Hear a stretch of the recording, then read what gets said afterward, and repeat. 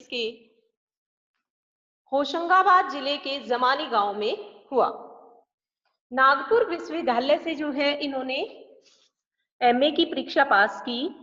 MA होता है बेटा मास्टर ऑफ आर्ट्स। सन 1947 से स्वतंत्र लेखन करने लगे। इसके बाद जो है ये स्वतंत्र लेखन का कार्य इन्होंने किया। इसके बाद जबलपुर से जो है वसुधा नामक पत्रिका निकलती थी, जिसकी हिंदी संसार में काफी सराहना की गई। वसुधा नामक पत्रिका का भी इन्होंने संपादन किया। जब ये 1947 से स्वतंत्र लेखन करने लगे तो जबलपुर से बेटा एक पत्रिका निकलती थी, मैगजीन निकलती थी वसुधा। क्या नाम था उसका? वसुधा। तो वसुधा नामक पत्रिका का भी इन्होंने संपादन किया। और वह जो वसुधा नामक पत्रिका थी उसका जो हिंदी संसार में उसकी बहुत ही प्रेज हुई, बहुत सराहना हुई। सन 1995 में जो है उनका निधन हो गया। लेखक का नाम क्या है बेटा? शंकर परसाई। हिंदी के व्यंग्य लेखकों में उनका नाम अग्रणी है। अग्रणी मीन्स सबसे आगे लिया जाता है। व्यंग्य क्या होता है? जब हम किसी भी रचना को लेकर उसके पक्ष और विपक्ष को देखते हुए उस पर लिखते हैं तो वो कहलाता है व्यंग्य, यानी कि कटाक्ष करना, कमेंट करना, अगर उसमें कुछ कमियां हैं तो वो कहलाएगा व्यंग्य। तो व्यंग्य लेखकों में जो हरिशंकर परसाई जी हैं उनका जो नाम है वो सबसे आगे है। परसाई जी की कृतियों में हंसते हैं रोते हैं, जैसे उनके दिन फिरे, जो उनकी रचनाएं हैं बेटा वो क्या है? हंसते हैं रोते हैं। जैसे उनके दिन फिरे ये उनका कहानी संग्रह है। रानी नागफनी की कहानी, तट की खोज, तब की बात और थी, भूत के पांव पीछे, भूत के पांव पीछे, ये उनकी रचना का नाम है। बेईमानी की परत, पगडंडियों का जमाना, सदाचार का ताबीज, शिकायत मुझे भी है, और अंत में निबंध संग्रह जो है वैष्णव की फिसलन, तिरछी रेखाएं, ठिठुरता हुआ गणतंत्र, विकलांग श्रद्धा का दौर, ये उनके व्यंग्य संग्रह हैं। क्योंकि कहा गया है कि जो व्यंग्य लेखकों में इनका नाम सबसे आगे आता है। किसका? हरिशंकर परसाई जी का। तो एक बार फिर हम इनकी रचनाएं देखते हैं कौन कौन सी हैं बेटा। रानी में हंसती हैं रोते हैं, जैसे उनके दिन फिरे, ये उनका कहानी संग्रह है। रानी नागफनी की कहानी, तट की खोज, ये उनके उपन्यास हैं दो। तब की बात और थी, भूत के पांव पीछे, बेईमानी की परत, पंगडंडियों का जमाना, सदाचार का ताबीज, शिकायत मुझे भी है, और अंत में जो है निबंध संग्रह जो है इनके हैं वैष्णव की फिसलन, तिरछी रेखाएं, ठिठुरता हुआ गणतंत्र, और विकलांग श्रद्धा का दौर। ये है बेटा उनके काव्य संग्रह। भारतीय जीवन के पाखंड, भ्रष्टाचार, अंतर्विरोध, बेईमानी आदि पर लिखे उनके व्यंग्य लेखों ने शोषण के विरुद्ध साहित्य की भूमिका का निर्वाह किया। उनका व्यंग्य लेखन परिवर्तन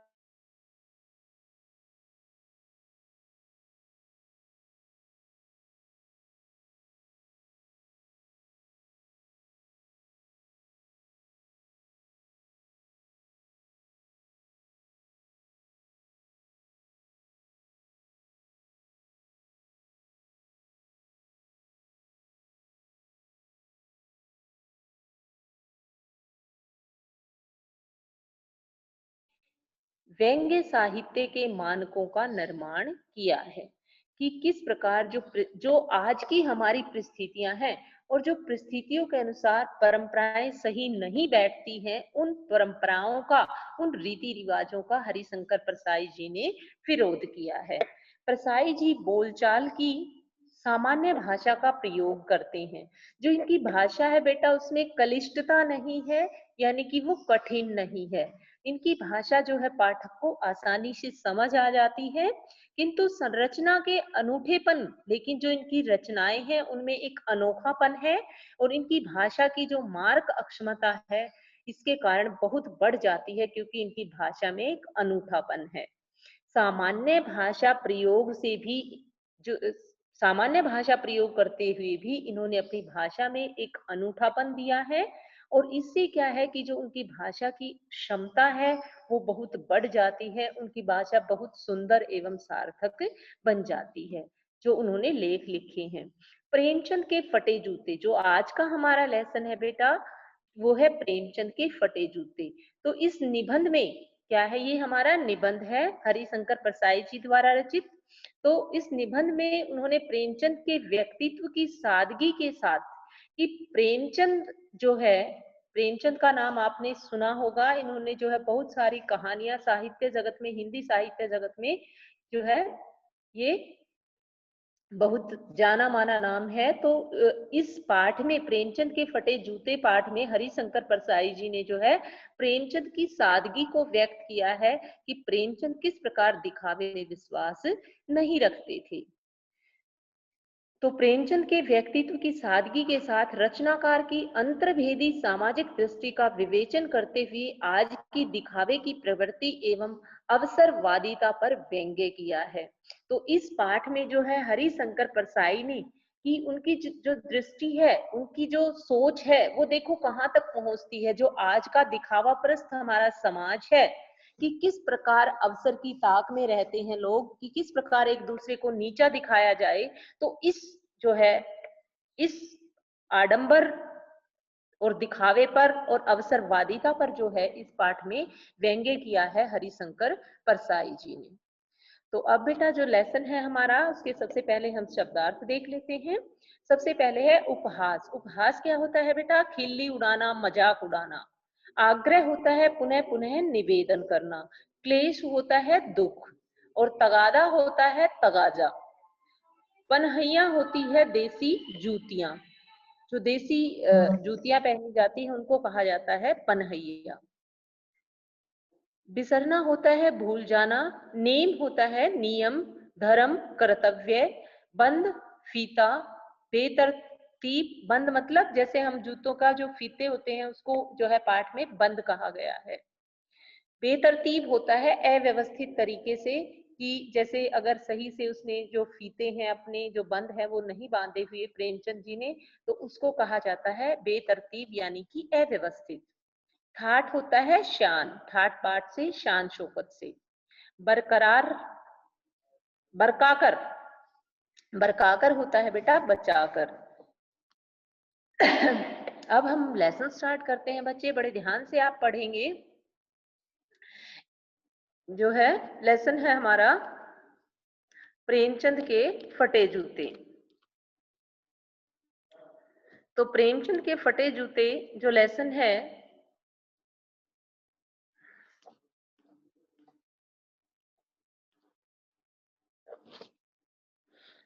उसमें हम देखते हैं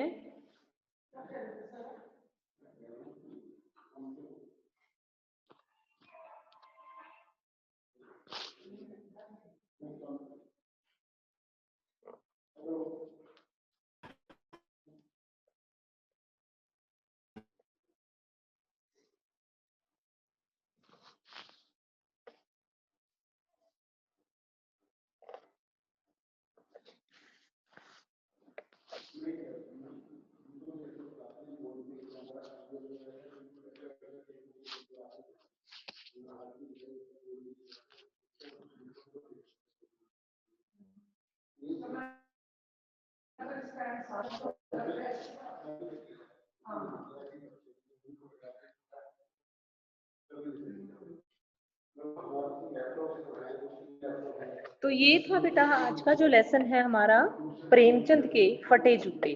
तो सबसे पहले हम देखते हैं प्रेमचंद का जो एक चित्र है वो मेरे सामने है। पेज नंबर 61 आप देखेंगे। तो पेज नंबर 61 आप अपनी बुक का ओपन करेंगे बच्चों।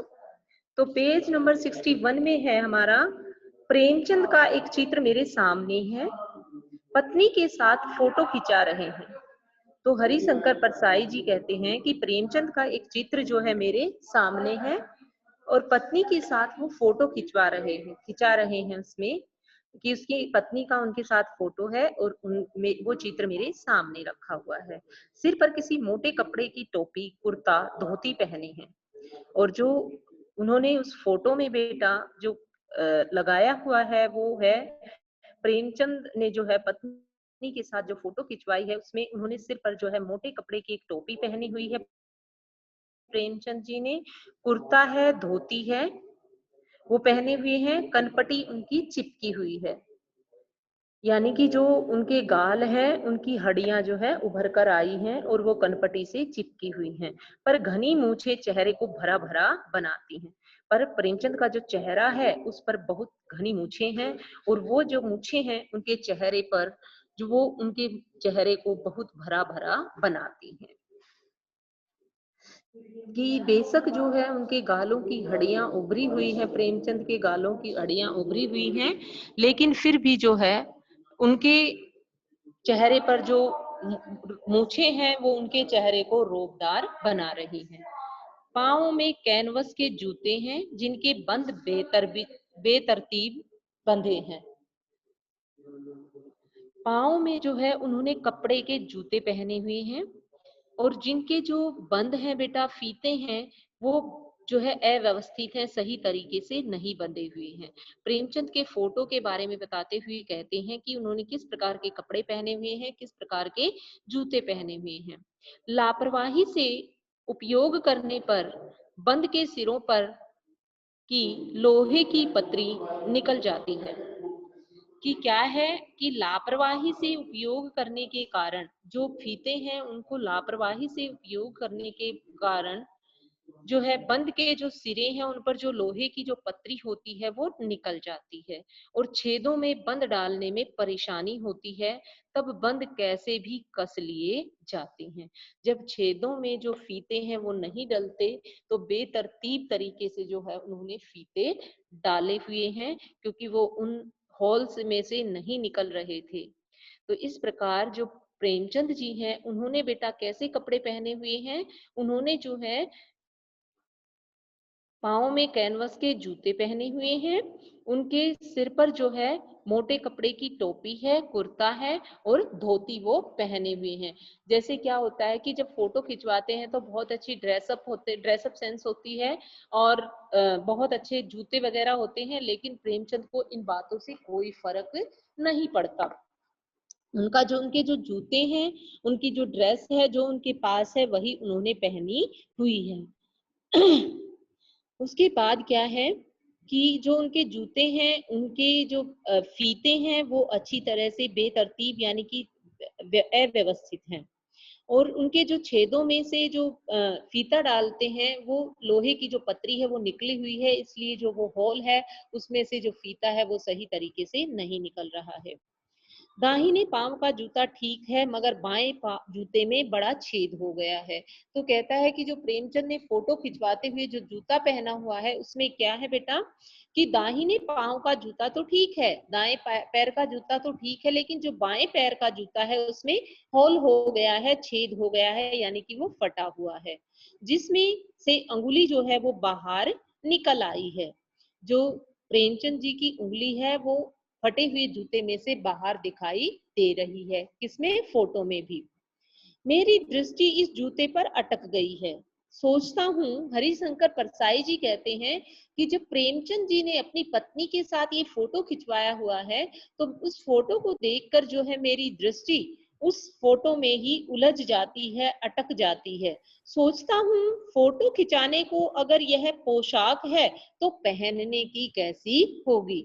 तो कहते हैं यदि प्रेमचंद जी ने इस प्रकार के कपड़ों में, इस प्रकार के जूतों में फोटो खिंचवाई है तो जो डेली यूज के कपड़े हैं, उनके जो रोजमर्रा के उनके कपड़े हैं, तो वो किस प्रकार के कपड़े पहनते होंगे यदि फोटो खिंचवाने में उन्होंने इस प्रकार के कपड़े डाले हुए हैं, पहने हुए हैं। तो इस बात को लेकर जो है हरिशंकर परसाई जी सोच में पड़ जाते हैं कि उनकी जो डेली पहनने की, प्रतिदिन पहनने के वस्त्र उनके कैसे होंगे। नहीं, इस आदमी की अलग अलग पोशाकें नहीं होंगी। फिर सोचता हूँ इस आदमी की, मुझे नहीं लगता कि इस आदमी की जो पोशाकें हैं वो अलग अलग होंगी। इस आदमी की अलग अलग पोशाकें नहीं होंगी, इसमें पोशाकें बदलने का गुण नहीं है, यह जैसा है वैसा ही फोटो में खिंच जाता है। कि इस आदमी के पास तो मुझे लगता ही नहीं कि और बहुत सारे ड्रेस होंगी, पोशाकें होंगी। पोशाकें मतलब ड्रेसेस। इसमें पोशाकें बदलने का गुण नहीं है, यह जैसा है वैसा ही फोटो में खिंच जाता है। यानी कि ये नहीं है कि फोटो खिंचवाने के लिए अच्छी ड्रेस पहने, यह आदमी जिस प्रकार का है वैसा ही फोटो में दिखाई दे रहा है। इसको कोई दिखावे से, कोई आडंबर से कोई लेना देना नहीं है। मैं चेहरे की तरफ देखता हूँ। फिर कहता है मैंने ड्रेस तो देख ली प्रेमचंद जी की, जूते भी मैंने देख लिए और मेरी दृष्टि एक क्षण के लिए जो है उसमें अटक गई। अब कहता है जब मैं चेहरे की तरफ देखता हूँ तो क्या मालूम होता है, मेरे साहित्यिक पुरखे की तुम्हारा जूता फट गया है और उंगली बाहर दिख रही है। तो जब कहता है मैं चेहरे की ओर देखता हूँ प्रेमचंद की, तो मैं उनसे कहता हूँ क्या तुम्हें मालूम है मेरे साहित्यिक पुरखे। साहित्यिक पुरखे क्यों कहा है प्रेमचंद जी को, क्योंकि जो हरिशंकर परसाई जी हैं वो भी साहित्यकार हैं, लेकिन उससे जो पहले साहित्यकार कौन है, प्रेमचंद जी। तो इसलिए जो है हरिशंकर परसाई ने प्रेमचंद जी को अपना साहित्यिक पुरखा कहा है। जैसे हमारे दादा परदादा होते हैं, वैसे ही जो है उसने क्या कहा है कि जो हरिशंकर परसाई जी का जो साहित्यिक पुरखा है, पूर्वज, पुरखे मीन्स यहाँ पूर्वज, तो वो कौन है, प्रेमचंद जी। तो कहता है जब मैं उनके चेहरे की तरफ देखता हूँ तो मैं उनसे बात करता हूँ उनके फोटो से ही कि हे मेरे साहित्यिक पुरखे, तुम्हारा जूता फट गया है और तुम्हारी उंगली बाहर दिख रही है। जो तुम्हारी अंगुली है जूते में से बाहर दिख रही है, क्या तुम्हें इसका जरा भी एहसास नहीं है? क्या तुम फोटो करवा रहे थे, खिंचवा रहे थे, तो क्या तुम्हें एहसास नहीं हुआ कि तुम्हारे जो जूते हैं वो फटे हुए हैं और तुम्हारा जो ड्रेसअप सेंस है वो भी अच्छा नहीं है? क्या तुम्हें ये बात है, क्या तुम्हें समझ नहीं आई थी उस समय? जरा लज्जा, संकोच या झेप नहीं है, लेकिन उनके चेहरे पर जरा सी भी शर्म इस बात की कि मैंने फटे हुए जूते डाले हुए हैं, इस बात की उनके मन में कोई भी लज्जा या संकोच नहीं है। उनका चेहरा बिल्कुल मूछदार और रोबदार लग रहा है। किसी प्रकार की कोई लज्जा उनके चेहरे पर नहीं है। किसके चेहरे पर नहीं है बच्चों? प्रेमचंद के चेहरे पर, क्योंकि प्रेमचंद की फोटो से बात कर रहा है हरिशंकर परसाई जी। क्या तुम इतना भी नहीं जानते कि धोती को थोड़ा नीचे खींचने से उंगली ढक जाती? फिर कहते हैं हरिशंकर परसाई जी कि यदि तुम धोती को, जो तुमने धोती पहनी हुई है, कुर्ता हो टोपी, तो यदि तुम धोती को थोड़ा सा नीचे कर लेते तो जो तुम्हारे पैर के जूते में जो होल है, जो दिखाई नहीं देता। मगर तुम्हारे चेहरे पर बड़ी लापरवाही है कि तुमने जो है ऐसी ड्रेस डाली है, फिर भी तुम्हारे पर बहुत लापरवाही और विश्वास है। फोटोग्राफर ने जब रेडी प्लीज कहा होगा, तब परंपरा के अनुसार तुमने मुस्कान लाने की कोशिश की होगी। कहता है फोटोग्राफर फोटो करने से पहले कहता है रेडी प्लीज, कि तैयार हो जाएं आप फोटो खिंचवाने के लिए। तो क्या तुम उस समय भी अपने चेहरे पर मुस्कान नहीं लेकर आए होगे? दर्द के गहरे कुएं के तल में कहीं पड़ी मुस्कान को धीरे धीरे खींचकर ऊपर निकाल रहे होगे कि बीच में ही क्लिक करके फोटोग्राफर ने थैंक यू कह दिया होगा। कि जब तुम्हारे चेहरे पर मुस्कान तो है ही नहीं, जब तुम अपनी मुस्कान को जो है, कहता है कि जो मुस्कान है तुम्हारे चेहरे पर, वो नीचे, बहुत जो मुस्कान है वो नीचे दबी हुई है, गहरे सागर में दबी हुई है। तो कहता है तुमने जो है उसे नीचे से ऊपर निकालने में बहुत समय लग गया होगा, जब जो है कहा होगा फोटोग्राफर ने रेडी प्लीज, तो तुम्हें मुस्कान लाने का भी समय नहीं मिला होगा, क्योंकि जो दर्द है तुम्हारे अंदर, क्योंकि जो प्रेमचंद जी थे बेटा वो बहुत गरीबी में उन्होंने जीवन व्यतीत किया था। उनकी जो आर्थिक स्थिति थी वो बहुत खराब थी, वो बहुत गरीब थे, और वो जो है समाज, फिर भी एक इतने बड़े लेखक, एक साहित्यकार वो बने थे। तो कहता है जो दर्द था उनके उसमें, उनके अंदर दर्द के नीचे जो मुस्कान छुपी हुई थी, उस मुस्कान को ऊपर निकालने में प्रेमचंद जी को बहुत टाइम लग गया होगा, बहुत समय लग गया होगा, और उसके बाद तब तक जो है फोटोग्राफर ने फोटो क्लिक कर दी होगी, तो वो मुस्कान भी अपने चेहरे पर नहीं ला पाए होंगे, और जो है फोटोग्राफर ने क्लिक करके थैंक यू बोल दिया होगा। विचित्र है ये।